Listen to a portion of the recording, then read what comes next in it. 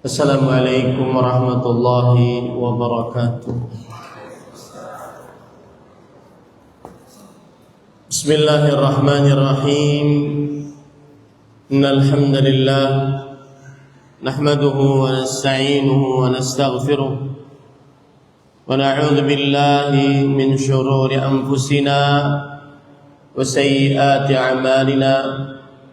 Man yahdihillahu fala mudilla lahu ومن يضلل فلا هادي له وأشهد أن لا إله إلا الله وحده لا شريك له وأشهد أن محمدا عبده ورسوله يا أيها الذين آمنوا اتقوا الله حق تقاته ولا تموتن إلا وأنتم مسلمون يا أيها الناس اتقوا ربكم الذي خلقكم من نفس واحدة وخلق منها زوجها وبث منهما رجالا كثيرا ونساء فاتقوا الله الذي تساءلون به والأرحام إن الله كان عليكم رقيبا يا أيها الذين آمنوا اتقوا الله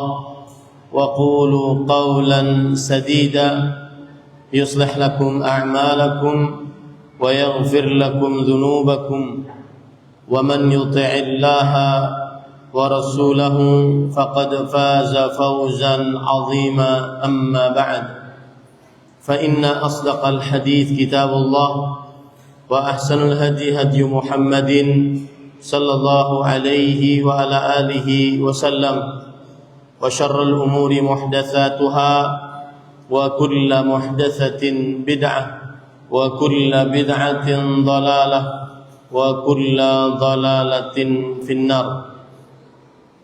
Alhamdulillah, kita bersyukur pada Allah Subhanahu wa taala pada hari ini, hari Sabtu pagi menjelang siang, 2 Sya'ban 1446 Hijriah, bertepatan dengan 1 Februari 2025. Kita dimudahkan oleh Allah Subhanahu wa taala untuk duduk bersama mengkaji kembali kitab Riyadhus Shalihin yang ditulis oleh Al-Imam Yahya bin Sharaf An-Nawawi rahimahullah.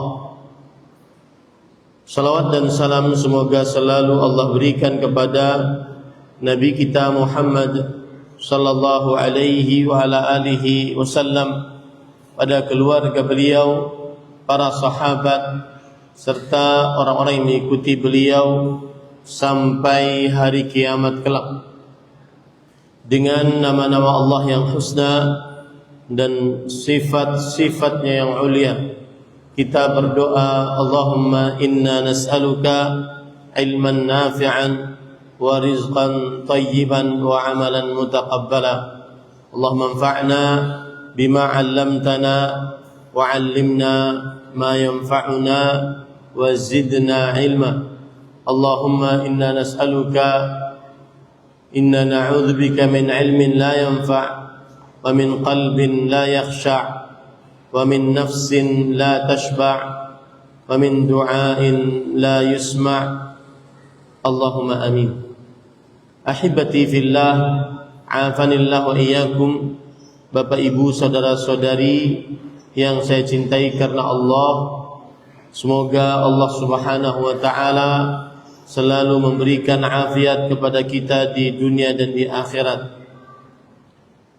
Sebelumnya kita berdoa kepada Allah Subhanahu wa taala secara khusus untuk para pemimpin-pemimpin negeri ini dan di daerah Konawe, terutama Bapak Camat, semoga senantiasa diberikan keberkahan di dalam memimpin kaum muslimin dan juga rakyat yang ada di Indonesia, di daerah Konawe ini, dan semoga diberikan sifat amanah kemudian sifat afiat dari Allah Subhanahu wa taala. Allahumma amin.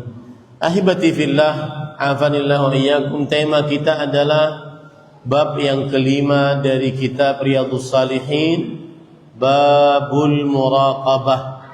Bab merasa selalu diawasi oleh Allah Subhanahu wa taala. Maksud dari bab ini adalah seorang muslim hendaknya senantiasa selalu menegakkan perasaan, selalu merasa diawasi oleh Allah Subhanahu wa taala, bahwa Allah meskipun beristiwa di atas arsy, akan tetapi Allah Subhanahu wa taala mengetahui segala macam perbuatan kita, kelakuan kita. Meskipun Allah Subhanahu wa taala beristiwa di atas arsy, akan tetapi Allah Subhanahu wa taala Maha melihat perbuatan kita dan kelakuan kita. Meskipun Allah Subhanahu wa taala beristiwa di atas arsy, tetapi Allah Subhanahu wa taala Maha mendengar apa yang kita ucapkan dan apa yang kita dengar dengan telinga kita. Itulah yang dimaksud dengan muraqabah. Dan muraqabah artinya selalu merasa diawasi oleh Allah, bukan hanya sekali merasa diawasi oleh Allah, tetapi selalu. Karena bahasa Arabnya adalah raqaba yuraqibu, bukan raqiba yarqubu. Raqaba yuraqibu artinya selalu merasa dilihat, didengar, diketahui oleh Allah Subhanahu wa taala, bukan hanya sekali dua kali. Sama seperti kata al-muhafadzah 'ala salawat, selalu menjaga salat. Makanya ayatnya berbunyi hafidhu 'ala salawat was salatil wusta. Selalu jagalah salat dan salat pertengahan. Di sini diperintahkan untuk selalu menjaga, bukan hanya sekali menjaga. Bukan hafidha yahfadhu, tetapi hafadha yuhafidhu. Selalu menjaga salat, terutama salat 5 waktu. Bukan hanya menjaga sekali, 2 kali. Nah, begitu pula kalimat muraqabah, selalu merasa diawasi, baik di hadapan orang banyak atau saat sendirian, terutama saat sendirian. Maka selalulah merasa diawasi oleh Allah Subhanahu wa ta'ala.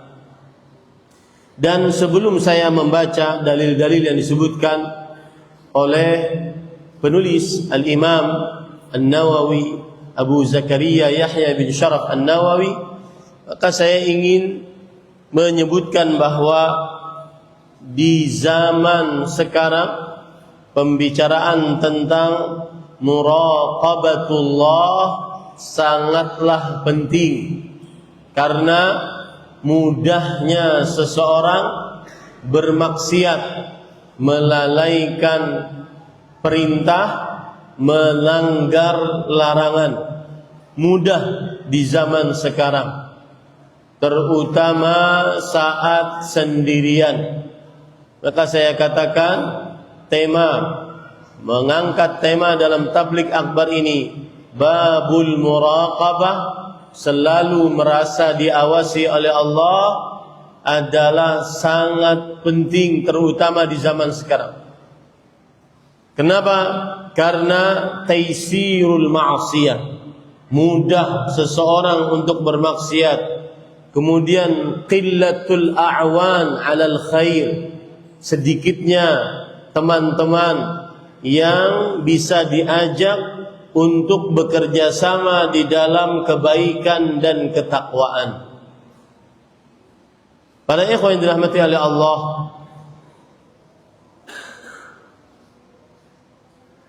ketahuilah bahwa ada amalan yang menghantarkan kepada nikmat surga yang paling lezat. Ada amalan yang menghantarkan kepada nikmat surga yang paling lezat. Apa itu nikmat surga yang paling lezat? Nikmat surga yang paling lezat adalah melihat wajah Allah Subhanahu wa ta'ala, Tuhan yang kita ibadahi selama ini, Tuhan yang kita mintai dalam doa-doa kita selama ini, Tuhan yang kalamnya kita hafal, Tuhan yang apabila kita sedang gelisah, resah, gundah, kemudian kita mengambil air wudu dan sholat, berdoa agar hati tenang, dialah yang memberikan ketenangan, dialah yang memberikan rezeki yang kita minta atau yang tidak kita minta. Bahkan dialah yang memberi rezeki saat kita tidak bisa berbuat apa-apa, menjadi janin di dalam perut ibunda kita, kemudian bahkan rezeki tersebut diletakkan oleh Allah Subhanahu wa ta'ala di mulut kita tanpa kita berusaha sedikit pun. Dialah Allah Subhanahu wa ta'ala. Dan di hari kiamat di dalam surga, orang yang masuk ke dalam surga akan melihatnya. Rasulullah sallallahu alaihi wasallam bersabda, Allahumma inni as'aluka ladzatan nazar ila wajhikal karim. Ya Allah, aku memohon kepada Engkau lezatnya melihat wajahmu yang mulia. Tidak ada nikmat yang lebih lezat di dalam surga dibandingkan melihat wajah Allah yang mulia. Tidak ada nikmat bagi penghuni surga yang paling dicintai oleh penghuni surga dibandingkan melihat wajah Allah Subhanahu wa ta'ala yang mulia.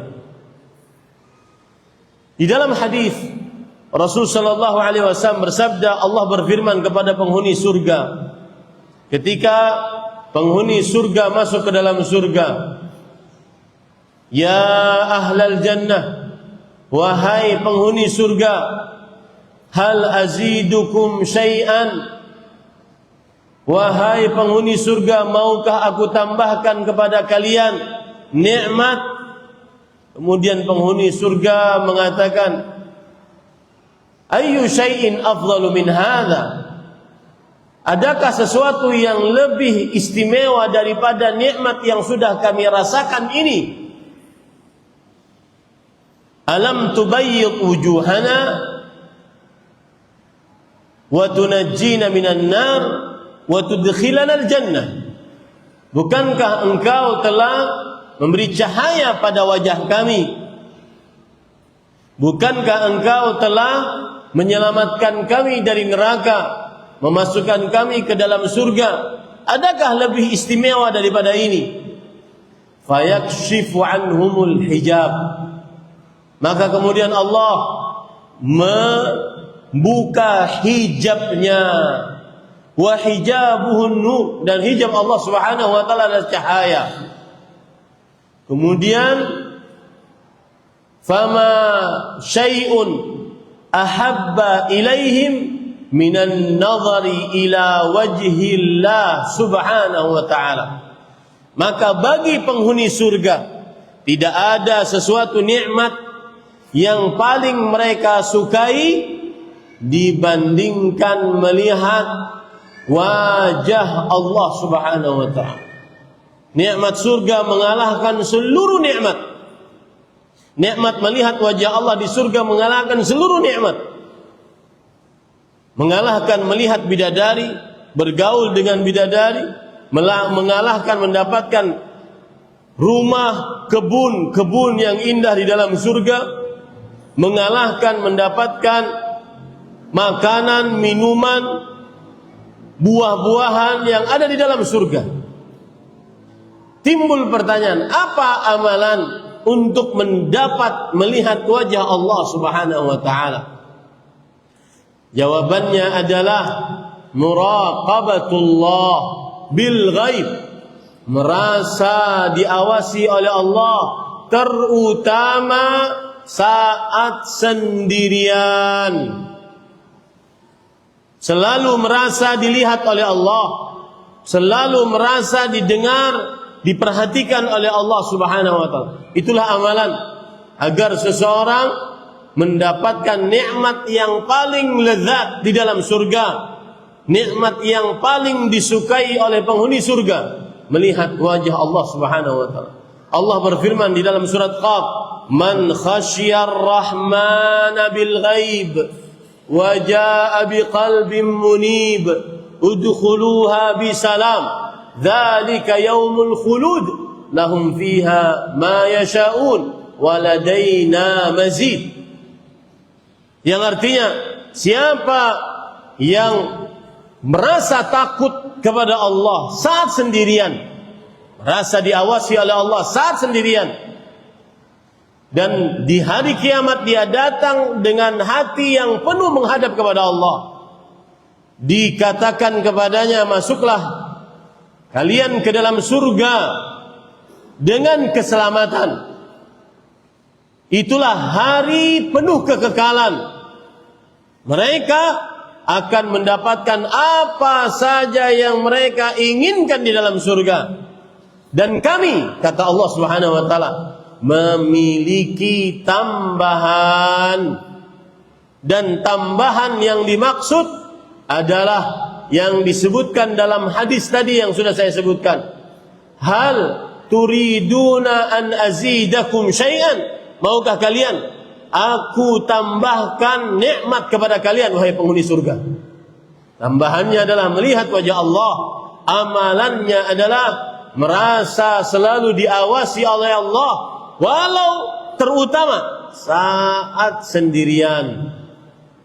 Meninggalkan yang haram saat sendirian. Lebih taat kepada Allah saat sendirian. Pahala beramal saleh saat sendirian lebih besar dibandingkan pahala meninggalkan maksiat saat sendirian. Semakin sendirian, semakin dia mengerjakan ketaatan kepada Allah subhanahu wa ta'ala. Contoh misalkan, kita katakan meninggalkan maksiat saat sendirian, iya, ini adalah sebuah amalan istimewa dan nikmat dari Allah subhanahu wa ta'ala. Tetapi ada yang lebih lezat daripada itu. Beramal saat sendirian, merasa diawasi oleh Allah saat sendirian, memperbanyak zikir, baca Quran lebih banyak saat sendirian. Jangan lihat kesolehan orang saat di masjid, semuanya soleh. Hampir semua manusia saat di masjid soleh. Jangan cari orang soleh di masjid, tetapi carilah kesolehan saat dia di rumah, saat sendirian. Lihat, Rasul sallallahu alaihi wasallam bersabda, sab'atun yudhilluhumullah yauma la dhilla illa dhilluh. 7 orang yang dinaungi oleh Allah pada hari itu tidak ada naungan kecuali naungannya Allah subhanahu wa ta'ala. tudna syams, matahari didekatkan, hatta qadruhu mil, sampai jaraknya hanya 1 mil, 1,6 kilometer. Kemudian kita dikumpulkan oleh Allah di padang mahsyar dalam keadaan tidak memakai alas kaki, bertelanjang, tidak memakai pakaian, dan tidak terkhitan. Oleh karenanya ada yang tenggelam dengan keringatnya, ada yang keringatnya sampai pinggang, ada yang keringatnya sampai lutut, ada yang keringatnya sampai matahari, mata kaki.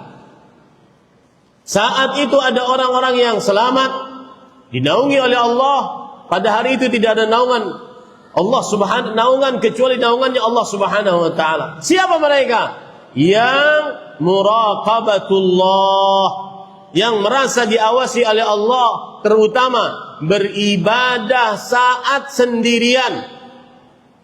Lihat, Rasul sallallahu alaihi wasallam bersabda, "Rajulun da'athum ra'ah dzatu mansibin wa jamal, faqala inni akhafullah."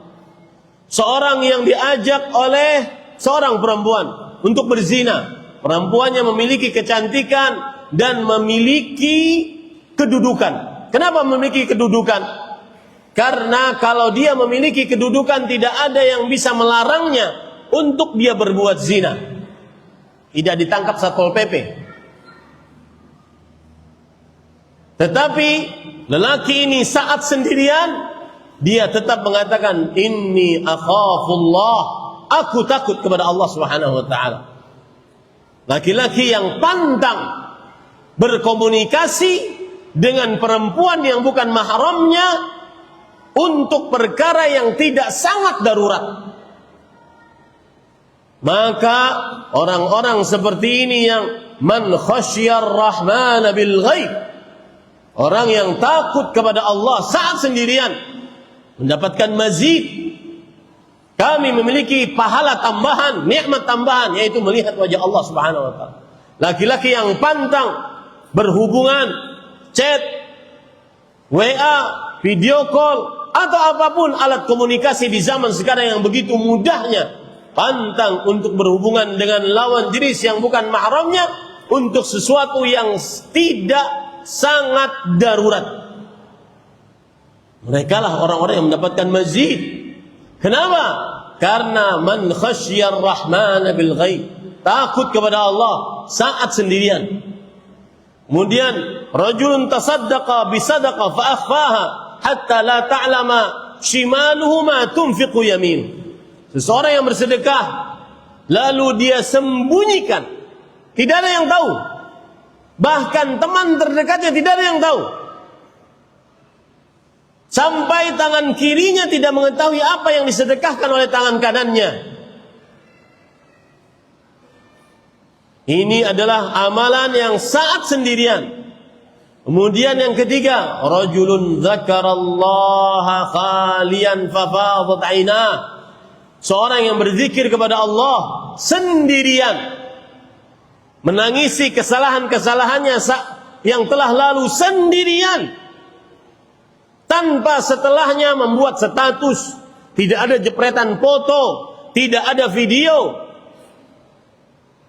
Di zaman yang semuanya ingin ditampakkan, masuk raudhah live di media sosial, live, nangis-nangis di media sosial. Saya kasih challenge kepada kaum muslimin. Kalau seandainya Pak Camat tadi bercerita tentang umrah, saya kasih challenge kepada kaum muslimin. Bisa dan insya Allah bisa berumrah, berhaji atau mengerjakan ibadah apapun tanpa status jepretan foto atau video. Bisa, bisa. Bandingkan keadaan qalbu kita, bagaimana khusyuknya dan berharap pahalanya hanya kepada Allah Subhanahu wa taala. Tidak ada orang yang tahu kecuali ketika dia setelah pulang. Datang-datang sudah gundul. Datang-datang masjidnya sudah jadi. Subhanallah. Coba bandingkan antum 20-30 tahun yang lalu ketika tidak ada media sosial. Bagaimana nyamannya perasaan qalbu kita saat beribadah kepada Allah tanpa harus memperhatikan orang banyak.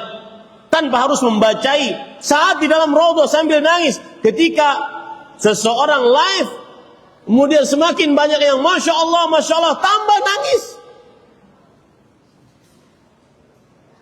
Dan sebagian adalah berdusta.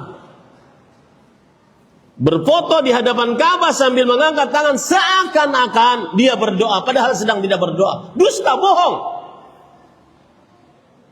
Beribadahlah yang maksimal saat sendirian. Ini para ikhwah. Lihat lagi istimewanya orang beribadah saat sendirian. Sadaqatus sir tudfi'u ghadab ar-rabb. Sedekah rahasia memadamkan kemurkaan Allah Subhanahu wa taala. Syaratnya satu, rahasia. Merasa diawasi oleh Allah, tidak ada status walau isyarat. Tidak ada jepretan foto, video.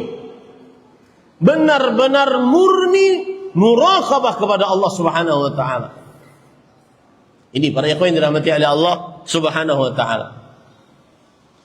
Kemudian indahnya muraqabah, merasa diawasi oleh Allah Subhanahu wa taala.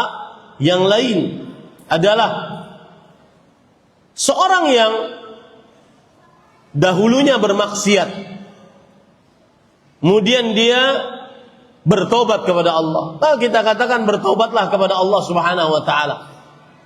Tapi ingat baik-baik, orang yang bertobat biasanya akan diuji oleh Allah.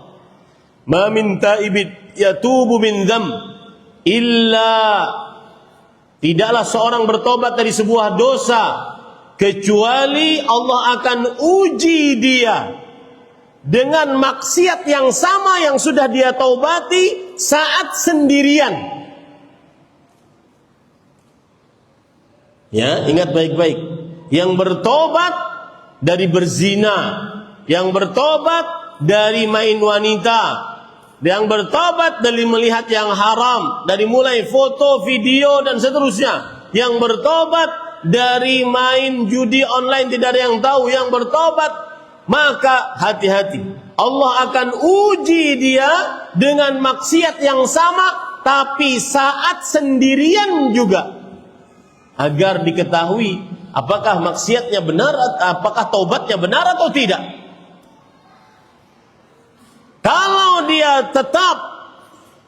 dia tetap bertobat saat sendirian, tidak tergoda dengan maksiat setelah dia bertobat, maka Allah menjanjikan, waliman khafa maqama rabbih jannatan. Siapa yang takut kepada Allah, maka baginya bukan hanya satu surga, dua surga. Bahkan Allah menjanjikan ada bagi orang-orang yang beribadah saat sendirian, mempertahankan taubatnya meskipun gempuran-gempuran maksiat saat sendirian, dia tetap istiqamah di atas taubatnya. Allah mengatakan, fala ta'lamu nafsun ma ukhfiya lahum min qurrati a'yun jazaa'an bima kanu ya'malun. Seseorang tidak akan mengetahui apa yang Allah sembunyikan bagi yang muraqabah kepada Allah saat sendirian dari nikmat yang telah Allah Subhanahu wa taala sediakan di akhirat. Dan kita tahu Allah Al-Karim, Allah Wasi'ul Fadl, Allah yang maha mulia, Allah yang maha luas karunia-Nya. Ketika Allah berjanji, barang siapa yang beribadah saat sendirian, mempertahankan taubatnya saat sendirian, maka dia akan diganjar oleh Allah dengan pahala qurratu ain, yang menyejukkan pandangan mata, yang menyenangkan dia. Tentunya ketika Allah berjanji, maka hadiahnya tidak sembarangan. Kemudian para ikhwah, saya ingin tambahkan yang ketiga. Orang, kita semua tidak menutup diri dan tidak mau munafik, bermaksiat saat sendirian lezat. Saya tidak menutup itu. Melihat yang haram saat sendirian lezat. Mohon maaf, masturbasi saat sendirian lezat.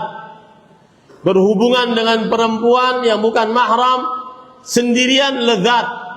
Tapi ketahui baik-baik, meninggalkan itu semua karena Allah lebih lezat. Dan lebih lezat daripada itu beribadah saat sendirian. Tuh. Meninggalkan maksiat tersebut saat sendirian lezat, lebih lezat daripada dia bermaksiat saat sendirian. Allah Subhanahu wa taala berfirman, "Salasun man kunna fihi wajada bihinna halawatal iman." 3 perkara yang di dalam dirinya, jika ada 3 perkara tersebut, dia akan mendapatkan, pasti mendapatkan manisnya iman. Apa manisnya iman? Lapang dada, nafasnya dalam, perasaannya nyaman. Coba yang sedang berpacaran dari para pemuda, baik yang sudah ngaji, jenggotan, ataupun yang belum ngaji, coba lepaskan itu karena Allah.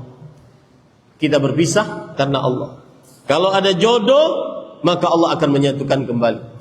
Tapi saya takut kepada Allah, itu lebih lezat daripada dia berpacaran. Seseorang meninggalkan melihat yang haram saat sendirian lebih lezat daripada dia melihat yang haram tersebut. Lebih lezat lagi, yang ini diganti dengan ketaatan, lebih lezat lagi. Yang kebiasaannya di setiap malam, lihat, hati-hati. Yang kalau seandainya setiap bersendirian dengan HP-nya sudah menjadi habit, sudah menjadi akhlak, dia pasti maksiat. Hati-hati itu. Yang sudah menjadi habit, kebiasaan. Kalau sendirian pasti latah, ambil HP langsung scroll yang haram-haram, latah sudah. Itu namanya habit, itu namanya akhlak. Akhlak itu sajiyah wa tabi'ah tanba'ithu minhal af'al biduni fikrin wa rawiyah. Dia tabiat di dalam qalbu yang menumbuhkan sebuah perbuatan tanpa harus berpikir panjang. Saking kebiasaannya sudah tidak terasa lagi. Kapan dia bersendirian pasti maksiat. Dia menganggap Allah melihatnya adalah zat yang paling hina, tidak ada nilainya. Tapi kalau di hadapan orang banyak, seperti orang yang paling soleh. Makanya inilah yang dimaksud oleh para ulama, la taj'alillah ahwanan nadhirina ilaik. Jangan jadikan Allah zat yang paling hina melihatmu. Apa maksudnya paling hina? Tidak ada harganya. Kalau dilihat oleh Allah bersendirian dengan yang haram, tidak peduli, lancang. Tapi kalau di hadapan orang banyak, maka dia tahan. Tapi kalau sudah sendirian, maka dia latah, habit, kebiasaan, akhlak, pasti maksiat. Hati-hati perbuatan tersebut. Ini para ikhwan yang dirahmati oleh Allah. Taib Ustaz, terakhir, bagaimanapun kita Ustaz, manusia pasti akan kembali kepada maksiat. Kadang saya capek Ustaz.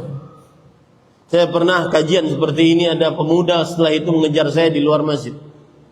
Saya capek Ustaz. Yang saya dengar dari Ustaz itu benar. Saya hilangkan koleksi video porno saya sekitar 1 GB. Alhamdulillah. 2 pekan berlalu. Setelah 2 pekan saya download lebih banyak, 20 GB. Bahkan saya sampai melihatnya, sampai saya menangis, beristighfar. Tapi tetap melihat, karena sudah habit tadi. Sudah menjadi akhlak tadi. Maka bagaimana kalau mengulang lagi Ustaz? Jawabannya adalah, selama engkau bertobat, selama itu pula Allah mengampuni. Jangan pernah putus asa. Bangun, tobat, ambil wudu, salat 2 rakaat. Walaupun Walaupun setelah salat 2 rakaat kamu nonton lagi, taubat lagi, selama engkau bertobat pasti Allah mengampuni. Allah berfirman dalam Al-Quran, innal ladzina yakhshawna rabbahum bil ghaib lahum maghfirah wa ajrun kabir. Orang-orang yang tetap takut kepada Allah di saat sendirian, bagi mereka pahala yang besar dan ampunan dari Allah Subhanahu wa taala. Sampai nanti akhirnya di akhirat Allah akan mengatakan kepada hamba tersebut, i'mal ma syi'ta faqad ghafartu lak. Hei hamba yang selalu bermaksiat dan selalu bertobat, lakukan sesukamu, maka aku akan ampuni dosa-dosamu. Maksudnya adalah bukan berarti dia lepas dari dosa, tetapi selama dia bertobat, selama itu pula diampuni dosanya. Nah, ini pendahuluan tentang muraqabah, merasa diawasi oleh Allah Subhanahu wa taala saat sendirian. Saya ringkas pendahuluan saya. Yang pertama, maksud dari muraqabah adalah selalu merasa diawasi oleh Allah, bukan hanya sekali. Yang kedua, tema ini penting karena sangat mudahnya bermaksiat di zaman sekarang, baik pelalaian terhadap kewajiban atau melanggar larangan. Sangat mudah, bahkan satu kali klik semua yang paling buruk, paling keji, paling porno terlihat. Satu kali klik. Bahkan bukan hanya orang-orang dewasa yang melihat, anak-anak kecil. Saya pesan yang punya anak-anak, tidak ada kata selamat setelah pertolongan dari Allah kecuali tidak memberikan HP pribadi kepada mereka, tidak mengizinkan mereka untuk memiliki akun media sosial, dan tidak membiarkan mereka. Ini perhatikan nih, ini pengalaman saya pimpinan pesantren, saya banyak anak-anak santri saya, berarti saya berbicara atas sebuah pengalaman. Tidak membiarkan mereka masuk ke dalam grup-grup di platform media sosial manapun, karena itu sumber sarang maksiat, karena tidak ada yang mengawasi. Semua teman-teman sebayanya, semua, tidak ada ustadznya di situ, tidak ada orang tuanya di situ, tidak ada kakaknya di situ. Teman-temannya tidak berani untuk menegurnya di situ, bahkan menikmati. Hati-hati, 3 poin itu. Tidak memiliki HP pribadi, tidak memiliki media sosial di platform manapun, selama mereka masih belum bisa harus mengatur diri mereka, mengatur hawa nafsu mereka. Yang ketiga, tidak tergabung dalam grup manapun di media sosial, di platform manapun. Wallahi Bapak Ibu, ini kertas putih. Anak santri kadang-kadang masuk dalam keadaan kertas putih seperti ini. Kita didik mereka menjadi anak yang saleh, mengetahui akidah yang benar, beribadah sesuai dengan sunnah, dibiasakan berakhlak yang mulia, kemudian diajari bahasa Arab sampai lancar, dihafalkan sampai hafal 30 juz Al-Quran. Tidak menjamin anakmu berzina, anakmu berkata-kata kasar, kotor terhadap gurunya atau orang tuanya, kecuali ketika diajarkan kepada sang anak muraqabatullah, merasa diawasi oleh Allah Subhanahu wa taala. Ya, tidak menjamin. Berapa banyak para penghafal Quran yang punya sanad curhat kepada saya, Ustaz, saya malu dipuja-puji orang, tetapi saya tahu diri sendiri bagaimana mata ini berkhianat, bagaimana telinga ini berkhianat. Ini para ikhwan yang dirahmati oleh Allah Subhanahu wa taala. Apalagi kalau sudah terkumpul di dalam sebuah grup dengan orang-orang yang tidak tahu dia kemana, berteman dengan siapa. Walau hanya sesaat. Ingat itu. Apalagi berjam-jam, berhari-hari, berbulan-bulan, bertahun-tahun. Dia bergaul dengan anak-anak tersebut. As-sahib sahib. Teman, dia yang mengajak. Hati-hati, ini challenge sendiri untuk para orang tua. Tentang anak-anaknya. Daripada kita capek kelak berhadapan dengan Allah subhanahu wa ta'ala. Lebih baik kita capek di dunia. Terutama anak-anak perempuan. Para ulama menyatakan zinal mar'ah syarrun min zinar rajul. Berzinanya seorang perempuan lebih buruk daripada berzinanya dengan seorang lelaki. Kenapa? Karena perempuan ada bekasnya. Perempuan membawa aib daripada zinanya tersebut. Hati-hati. Ada di tengah-tengah anak-anak muda yang disebut dengan alternative life, kehidupan alternatif. Dia keluar dari rumah kita mungkin berjilbab, dia masuk sekolah mungkin berjilbab, dia pulang mungkin berjilbab. Tapi saat di kamar sendirian, punya HP pribadi, punya akun media sosial, dia cari duit dengan buah dadanya. Dia cari duit dengan pantatnya, dengan goyangannya. Hati-hati. Jangan-jangan itu anak-anak perempuan kita, na'udzubillah. Ajarkan kepada anak-anak muraqabah. Seorang ustadz mengajari kepada santri-santrinya di pesantren. Ketika ujian, disebarkan lembaran-lembaran soal. Kemudian disebarkan lembaran-lembaran jawaban. Kemudian sang ustadz mengatakan, ya abnai atrukukum ma'allah. Wahai santri-santriku sekalian, saya tinggalkan kalian bersama Allah. Saya akan keluar kelas. Silahkan kerjakan soal kalian. Itu lebih hebat daripada CCTV.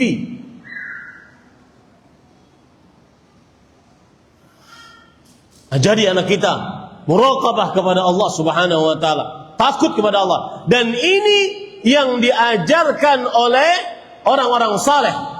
Dari mulai Luqman Al-Hakim. Ya bunayya, disebutkan dalam surat Luqman. Ya bunayya, innaha intakum mithqala habbatin min khardal. Au takun fis sakhra. Fatakun fis sakhra au fis samawati au fil ardi ya'ti biha Allah. Innallaha latiful khabir. Wahai anakku sayang, sesungguhnya jika ada sesuatu batu sebesar biji sawi, baik itu yang ada di langit atau yang ada di bumi atau yang ada di batu, Allah akan hadirkan nanti di hari kiamat. Ajarkan muraqabah.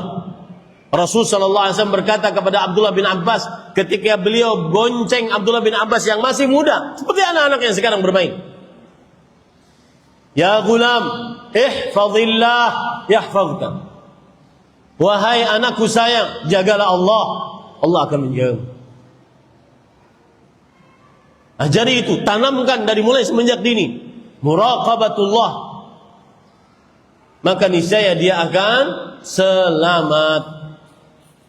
Para ikhwan yang dirahmati oleh Allah Subhanahu wa taala, Imam Nawawi menyebutkan surat Asy-Syu'ara ayat 218 sebagai dalil tentang disyariatkannya muraqabah. Allah berfirman, "Alladzi yaraka hina taqum wa taqallubaka fis sajidin."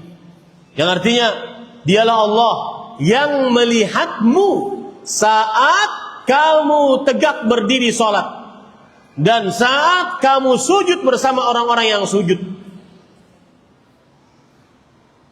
Ayat ini hubungannya dengan muraqabah adalah, hai orang yang sedang sholat, meskipun engkau di kegelapan malam, tidak ada yang melihat, tidak perlu status, tidak perlu jepretan foto dan video, yakini baik-baik, pahalamu tetap akan ada di sisi Allah. Makanya para ikhwah, hal yang menarik dari muraqabah adalah, perhatikan baik, hal yang menarik dari muraqabah adalah seseorang senantiasa berusaha ikhlas di dalam amalnya. Dia tidak peduli orang like statusnya atau tidak.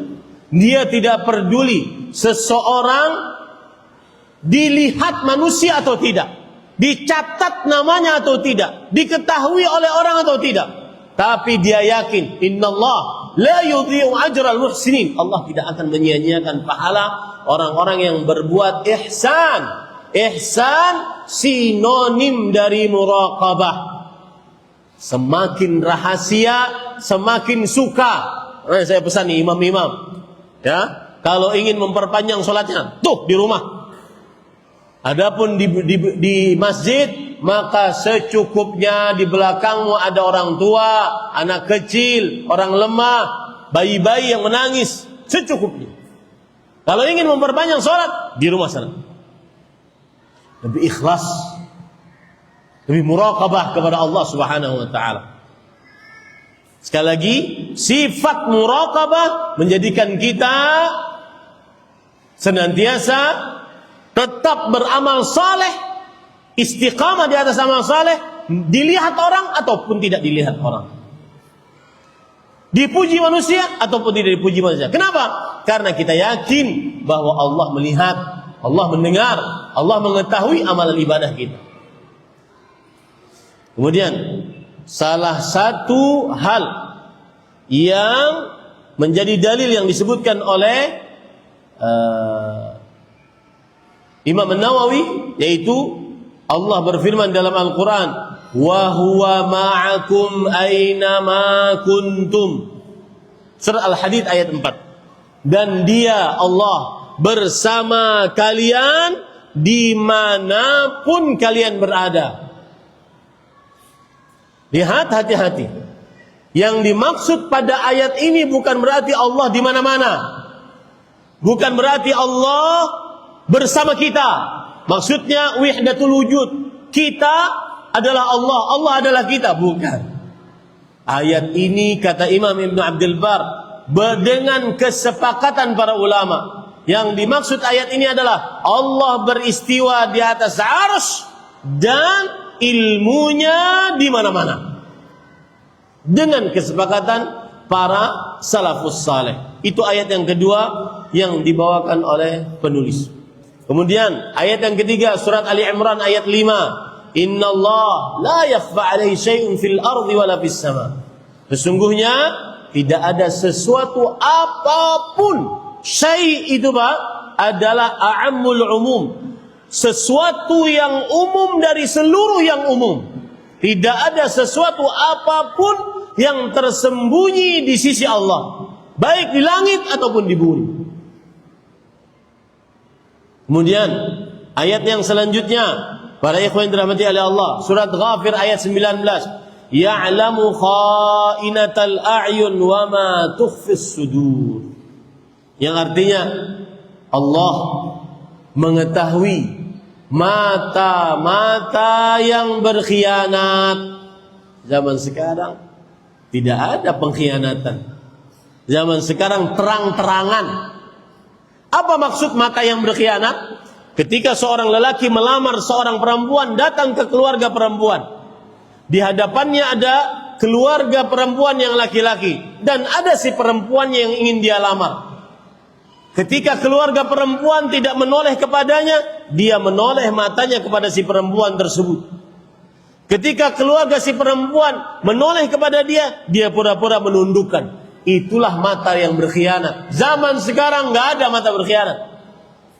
Perempuannya ada di hadapan dia, perempuannya dipeluk oleh dia, perempuannya diremas oleh dia, perempuannya dicoba oleh dia. Nggak berkhianat lagi zaman sekarang. Terang-terangan. Dan khusus masalah zina Pak, hati-hati dengan anak perempuan. Hati-hati dengan anak perempuan. Apalagi sekarang kita tidak terasa Pak, media sosial kita itu mendidik kita. Salah satu yang disebarkan di media sosial adalah bahwa berzina sebelum menikah itu adalah hal biasa. Anak-anak itu sudah terbiasa dengan ucapan itu. Akhirnya tidak merasa malu, tidak merasa berat, tidak takut kepada Allah Subhanahu wa taala atas perbuatan tersebut. Taib. Allah mengetahui mata yang berkhianat. Allah mengetahuinya, para ikhwan yang dirahmati oleh Allah Subhanahu wa taala. Kemudian penulis Al-Imam An-Nawawi rahimahullah menyebutkan dalil dari hadis Rasul sallallahu alaihi wasallam, yaitu ketika Jibril alaihissalam bertanya kepada Rasulullah tentang Islam, iman dan ihsan. Ketika ditanya tentang Islam, Rasulullah SAW menjawab dengan rukun Islam. Ketika ditanya tentang iman, Rasulullah SAW menjawab dengan rukun iman. Ketika ditanya tentang ihsan, ihsan sinonim dari muraqabah. Beliau mengatakan, anta'budallah ka'annaka tarahu, fa illam takun tarahu fa innahu yaraka. Engkau beribadah kepada Allah seakan-akan kamu melihat Allah. Jika kamu tidak melihat Allah, yakini Allah sedang melihatmu. Itulah muraqabah. Itulah ihsan. Selalu merasa diawasi oleh Allah Subhanahu wa taala. Kemudian dalil yang selanjutnya dari hadis Rasul sallallahu alaihi wa ala alihi wasallam, yaitu diantaranya yang belum saya sebutkan. Nah, ini perhatikan, ini penting banget. Subhanallah. Saya berceramah seperti ini sebenarnya sedang menceramahi diri sendiri, Pak. Jujur. Kalau seandainya aib itu dibuka niscaya Bapak pasti akan meludahi saya. Kalau seandainya dosa itu berbau niscaya Bapak-bapak tidak bisa sedekat ini. Saking banyaknya dosa saat sendirian. Lihat. Hadis riwayat Bukhari dari Anas bin Malik radhiyallahu anhu. Beliau berkata, Anas bin Malik murid Rasulullah SAW. Selama 10 tahun berguru kepada Rasulullah SAW. Salah seorang yang paling banyak meriwayatkan hadis Rasulullah SAW. Ahli fikih di zaman para sahabat Nabi radhiyallahu anhu. Beliau berkata, innakum la ta'maluna amalan hiya adaqqu fi a'yunikum minas sya'r kunna na'udduha ala ahdi Rasulillah sallallahu alaihi wasallam minal mubiqat. Sesungguhnya kalian mengerjakan sebuah perbuatan di zaman kalian, perbuatan tersebut kalian anggap lebih tipis daripada rambut. Artinya perbuatan itu dianggap remeh, ringan di tengah-tengah kalian.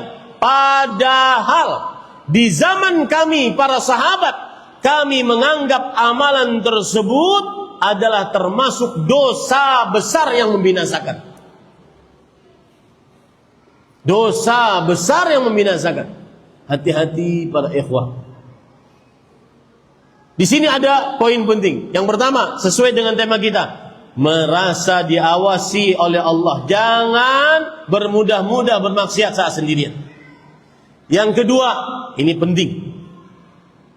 Sebagian orang mungkin bermaksiat. Iya Ustaz, saya khilaf. Saya terkadung hawa nafsu. Bahkan saya katakan, saya tidak mau sebut profesinya. Saya katakan, kan ada perempuan karena ekonomi keluarga dia harus bekerja. Bekerjanya buka aurat, pergi bersafar, memakai minyak wangi di hadapan laki-laki yang bukan mahram, berdandan dengan cantiknya. Dan itu semua dosa besar. Tapi dia lakukan ingin membiayai ibunya, adik-adiknya, dan seterusnya. Maka saya katakan kepada orang yang berprofesi seperti ini, saya tidak bisa menyebutkan profesinya. Nanti pada tersinggung dengan profesi ini. Siapa yang berprofesi seperti ini, janganlah merasa aman saat mengerjakan pekerjaanmu. Janganlah merasa nyaman dengan pekerjaan itu kalau belum dapat pekerjaan lain. Dan kalau dapat pekerjaan lain, segeralah berhenti dari pekerjaan itu. Walaupun gajinya sangat jauh dengan pekerjaan yang haram ini. Sebagian orang, Pak, ada yang berzina kemudian dia, saya bertobat Ustaz, saya takut maksiat Ustaz. Ini Allah pasti menerima taubatnya, pasti menerima taubatnya. Karena Allah berjanji akan hal itu. Innallaha yaghfiru dzunuba jami'an. Allah mengampuni dosa-dosa seluruhnya bagi yang bertobat. Tapi ada orang yang bermaksiat, meskipun maksiatnya kecil, tapi dia lakukan terus-menerus. Dia lakukan tanpa malu terhadap muraqabah dari Allah Subhanahu wa taala. Dia lakukan tidak merasa takut akan siksa Allah. Dia tidak peduli dengan Allah Subhanahu wa taala. Meskipun dosa kecil nanti ditulis oleh Allah Subhanahu wa taala sebagai dosa besar. Kenapa? Karena lancangnya kepada Allah Subhanahu wa taala. Ini disebutkan oleh Imam Ibnu Qayyim rahimahullah. As-saghirah idza iqtarana ma'aha qillatil haya. Dosa kecil jika dibarengi dengan tidak mempunyai rasa malu. Wa adami syu'ur bil 'idham, tidak merasa berat saat melakukan dosa kecil tersebut. Wa adamil mubalat, dan tidak memperdulikan dosa kecil tersebut. Wal khaufi min Allah, tidak takut kepada Allah saat melakukan dosa tersebut. Qad yulhiquha bil kabirah, maka dosa kecil tersebut kadang ditulis di dalam buku catatan amalnya sebagai dosa besar. Kebalikannya, ketika seseorang melakukan dosa besar, zina, minum khamar, berjudi, membunuh, tapi dia disertai dengan rasa takut kepada Allah, kemudian malu terhadap Allah, kemudian merasa berat dengan dosa tersebut, terkadang dengan perasaan seperti ini, dosa besar itu tercatat di buku catatan amal kita sebagai dosa kecil. Imam Ibnu Qayyim mengatakan, wa hadza marju'u ila ma yaqumu bil qalb. Ini semua kembali kepada apa yang menancap di dalam kalbu. Jujur Pak, saya tidak boleh menutup, melihat wanita yang bukan mahram dosa kecil. Dosa kecil Ustaz, asik nih. Tapi ketika dikerjakan terus menerus, maka para ulama mengatakan la saghirata ma'al israr, tidak dinamakan sebagai dosa kecil kalau dikerjakan terus menerus. Bahkan apalagi menjadi habit sebagaimana sudah saya katakan tadi. Yang kedua, jika dikerjakan kemudian perasaan tidak punya malu terhadap Allah saat mengerjakannya, tidak merasa berat dengan dosa tersebut, tidak takut akan siksa Allah, maka bisa-bisa ditulis di buku catatan amalnya sebagai dosa apa? Hati-hati, itu semuanya kembali kepada kalbu. Ini para ikhwan yang dirahmati oleh Allah Subhanahu wa taala. Itu yang disebutkan oleh Anas bin Malik radhiyallahu anhu. Kita menganggap ini kecil, tapi di zaman Rasulullah SAW ini adalah perbuatan besar. Bagaimana itu kalau dosa besar? Kita anggapnya malah kecil. Ini benar-benar terbalik. Itu yang bisa disampaikan para ikhwah yang dirahmati oleh Allah Subhanahu wa taala. Apa yang baik dari Allah Subhanahu wa taala, mudah-mudahan kita terutama yang berbicara benar-benar muraqabah kepada Allah Subhanahu wa taala. Dan khusus bagi laki-laki yang ada di hadapan saya akan sebutkan sebuah fenomena yang pasti terjadi. Seorang laki yang mempunyai kebiasaan melihat wanita yang haram untuk dilihat, pasti dikurangi nikmatnya melihat istrinya yang halal untuk dia gauli. Itu sebuah kepastian. Al-jaza min jinsil amal. Ketika melihat yang haram, bermudah-mudah, merasa lezat, maka dicabut kelezatan melihat istri yang benar-benar dia bisa, bukan hanya sekedar dia lihat, dia bisa nikmati dari ujung rambut sampai ujung kaki. Makanya tidak heran kadang saya pernah dapat pertanyaan para ikhwan, dan ini juga berlaku bagi perempuan. Saya pernah dapat pertanyaan begini, Ustadz, saya seorang suami. Ini baru-baru terjadi dan ada di Instagram saya, silakan cek.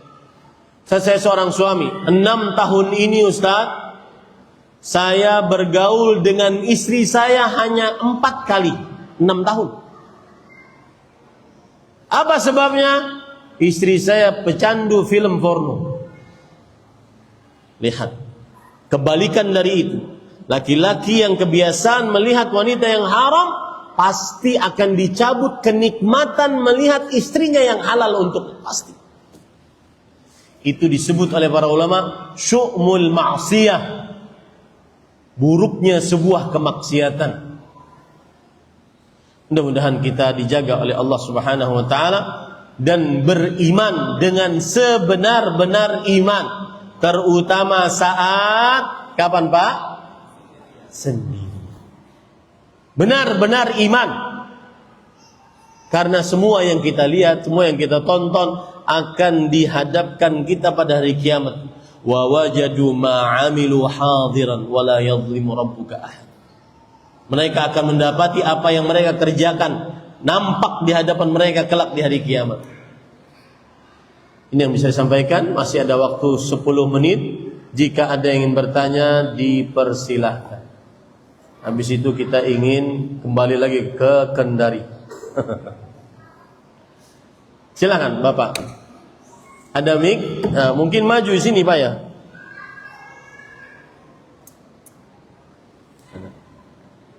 Mana panitia? Ada mic? Yang mau bertanya maju biar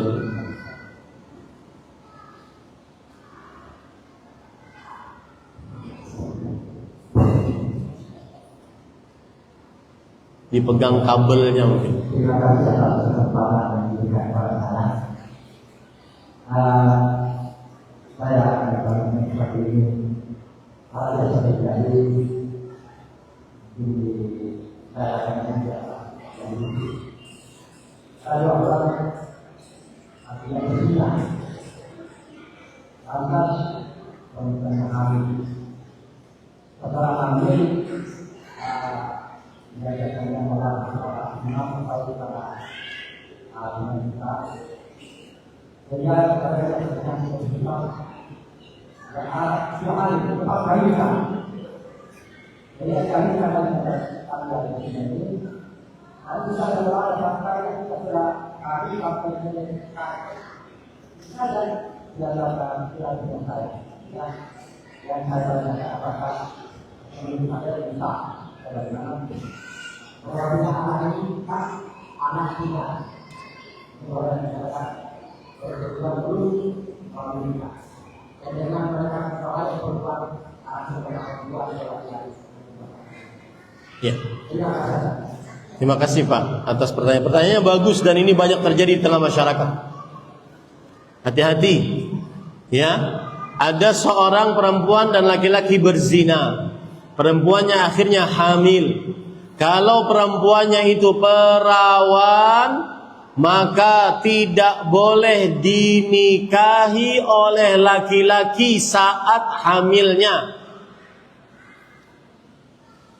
Karena Rasulullah SAW bersabda, la tuta' hamil. Seorang wanita hamil tidak boleh dinikahi saat hamilnya. Meskipun yang menikahinya adalah laki-laki yang menzinahinya. Itu hukum pertama. Hukum yang kedua, jika anak hasil zina tersebut lahir, maka meskipun sudah menikah, tidak dapat dinasabkan kepada bapaknya, dinasabkan kepada ibunya. Misalkan namanya Ahmad, maka Ahmad bin siapa? Ibunya. Misalkan namanya Tuti, Tuti binti siapa? Ibunya. Tidak dinasabkan kepada bapaknya. Dan ini pendapat mayoritas para ulama.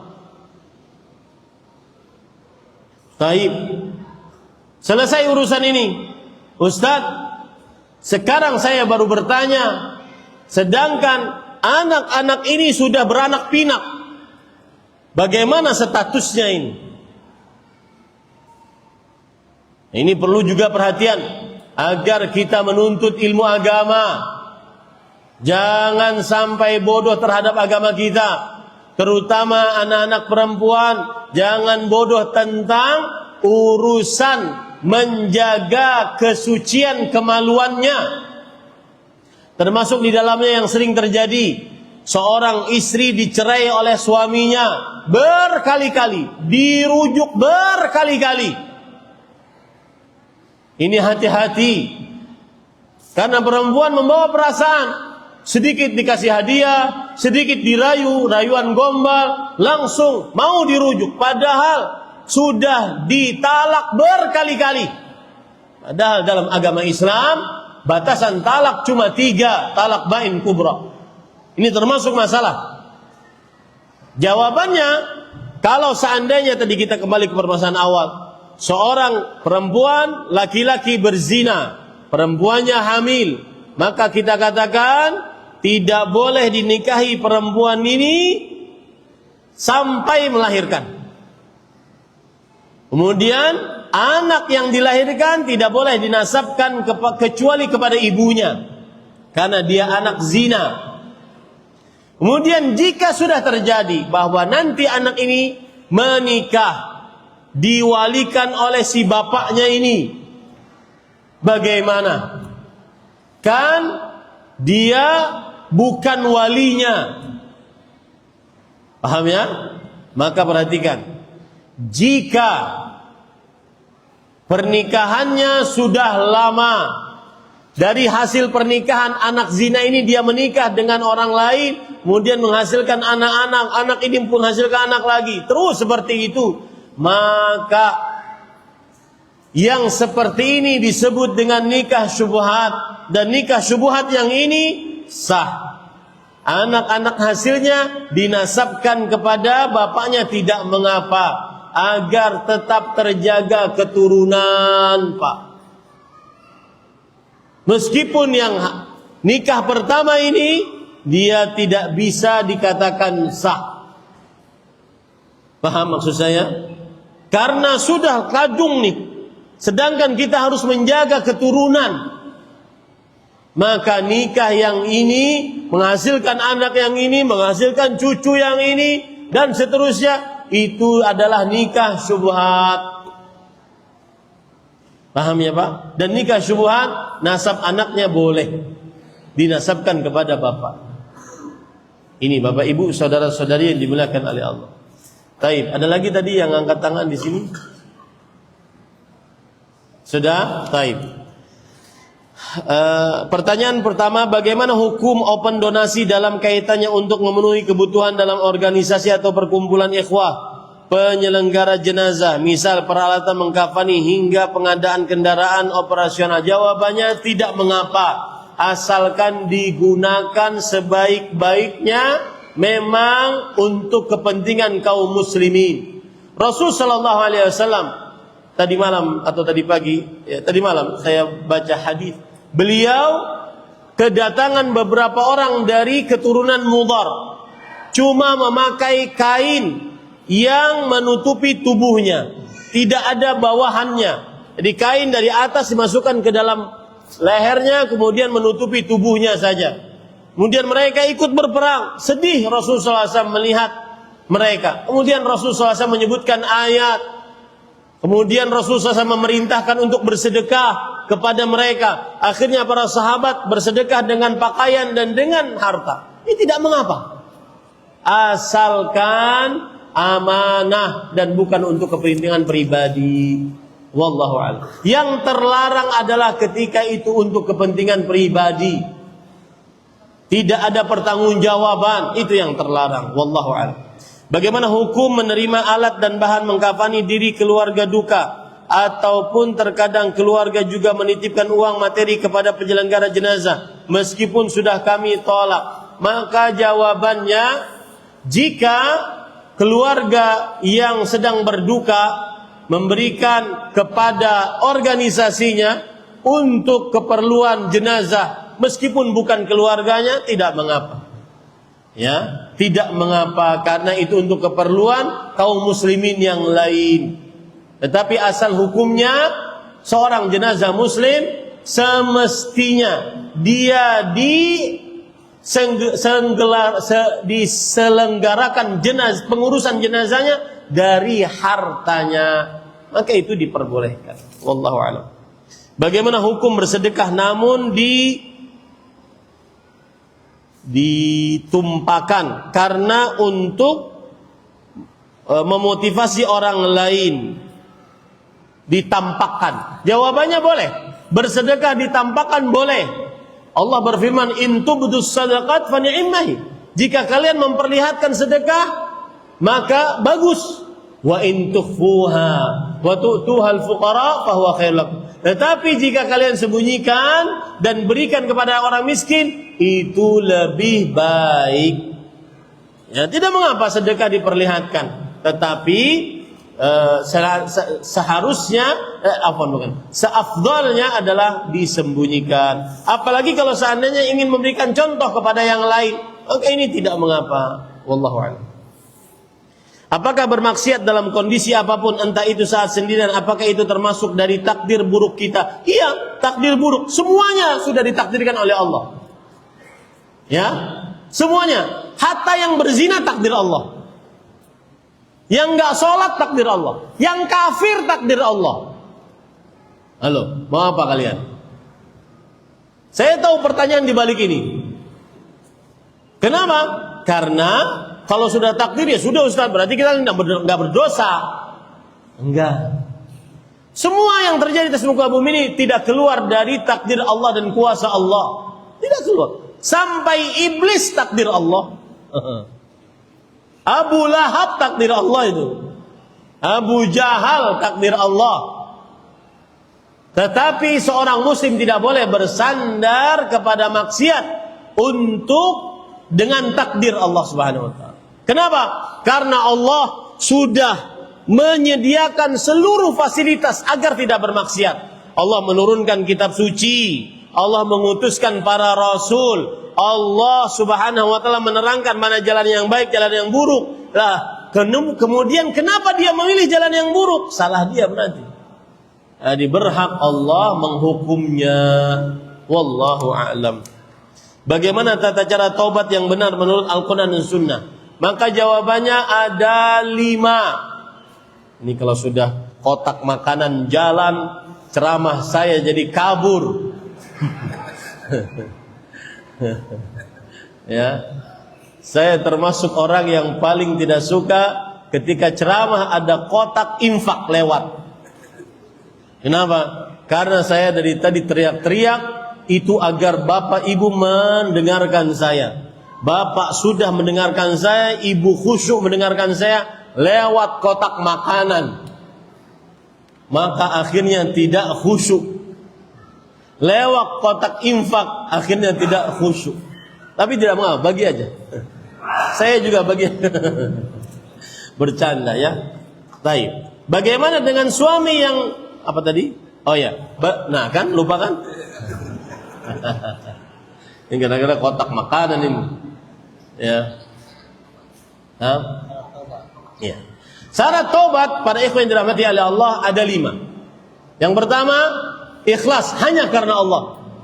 Tidak ingin apa-apa kecuali karena Allah. Yang kedua, menyesal atas perbuatan yang sudah dia lakukan dari dosa. Banyak-banyak istighfar, menyesal sebenar-benar penyesalan. Yang ketiga, bertekad untuk tidak mengulangi perbuatan dosa tersebut. Ingat ya, saya katakan bertekad. Ustaz, kalau terulang bagaimana? Berarti taubat kita tidak diterima? Enggak. Kalau terulang karena lemah iman, banyak syahwat, iblisnya lebih kuat, godaannya luar biasa, ya. Karena kadang-kadang ada WhatsApp yang datang, kemudian DM yang muncul, Assalamualaikum Ustadzi. Itu iman Ustadz goyah itu.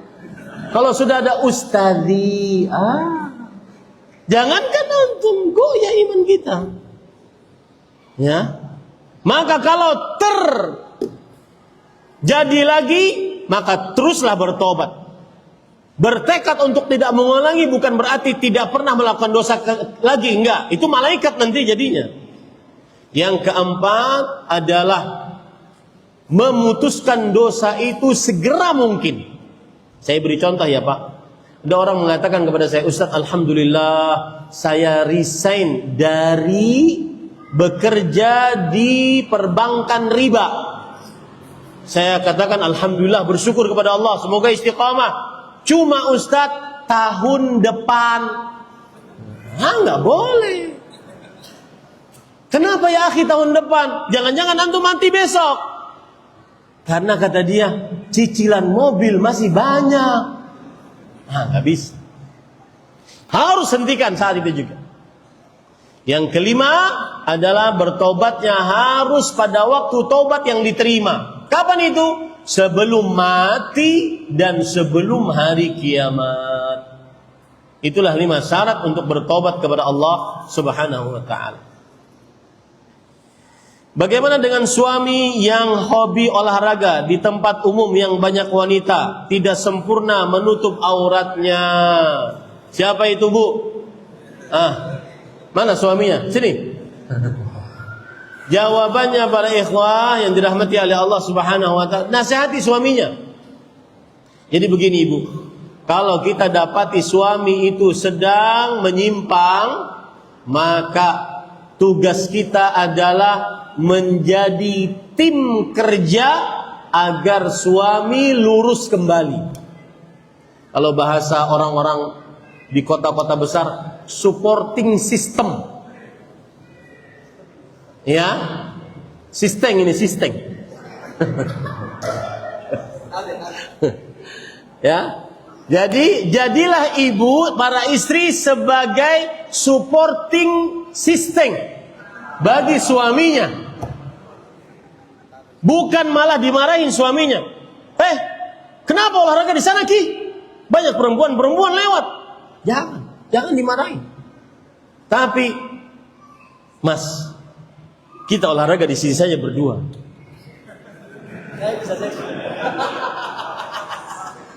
Ya, sebagian suami, sebagian istri, kadang ketika suaminya sudah menyimpang, misalkan ada suami-suami yang kadang-kadang nggak betah di rumah.